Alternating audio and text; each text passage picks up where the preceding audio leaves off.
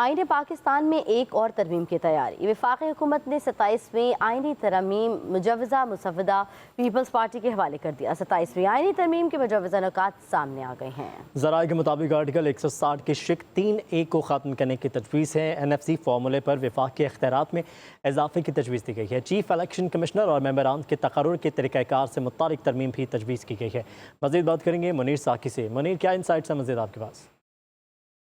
जी देखिए, वफाकी हुकूमत की जानिब से जो 27वीं आईनी तरमीम में मौजूद मुजवजा मसौदा है वो पाकिस्तान पीपल्स पार्टी को मौसूल हो चुका है। ज़राए के मुताबिक इस मसौदे में 27वीं आईनी तरमीम में कौन कौन से आर्टिकल में तरमीम की जा रही है। उसमें तरमीम में आर्टिकल 160 के शिक 3A में तरमीम की जा रही है। इसी तरह वफाकी हुकूमत तालीम और आबादी के सब्जेक्ट फेडरल को देने और 18वीं तरमीम के शेड्यूल 2 और 3 में तरमीम की तजवीज़ शामिल है। वफाकी हुकूमत का आइन के आर्टिकल 213 में भी तरमीम करने जा रही है, जिसमें चीफ इलेक्शन कमीशन के तैनाती का मामला शामिल है। वफाकी हुकूमत का आर्टिकल 151A भी खत्म करने जा रही है, उसमें भी नया आर्टिकल शामिल किया जा रहा है। इसी तरह वफाकी हुकूमत नए आर्टिकल के में आईनी अदालतों के का क़याम भी शामिल है। वफाकी हुकूमत के आइन के आर्टिकल 160 में भी तरमीम की तजवीज़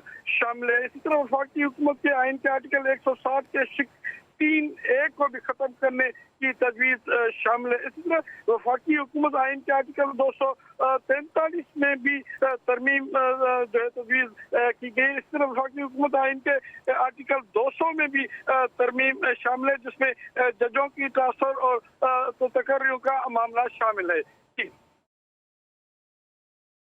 ठीक है मुनीर, ये भी बताइएगा अभी CEC के इजलास में ये फैसला किया जाना है, 6 नवंबर को वो तलब किया गया है, लेकिन क्या पार्टी लाइन टो की जाएगी पीपल्स पार्टी की जानिब से? कोई इंसाइट्स अभी सामने आई हैं? 27वीं 26वीं तरमीम में तो बहुत जेल्डिन थे दोनों, 27वीं पर इनके क्या मूड नज़र आ रहे हैं अभी तक?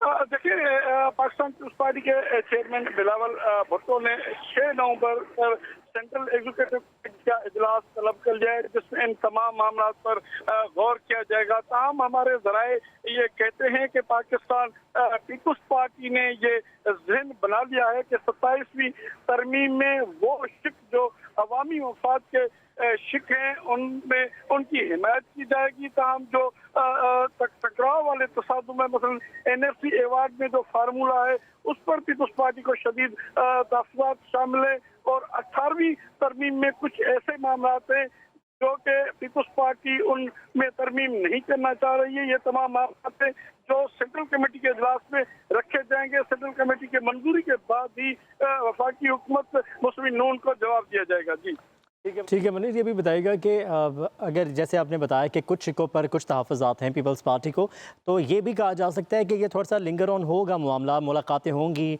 एक दूसरे को मनाने के लिए, कंसेंसस के लिए, मुलाकातों का जो अहवाल है वो ज़रा लंबा रहेगा इस बार भी?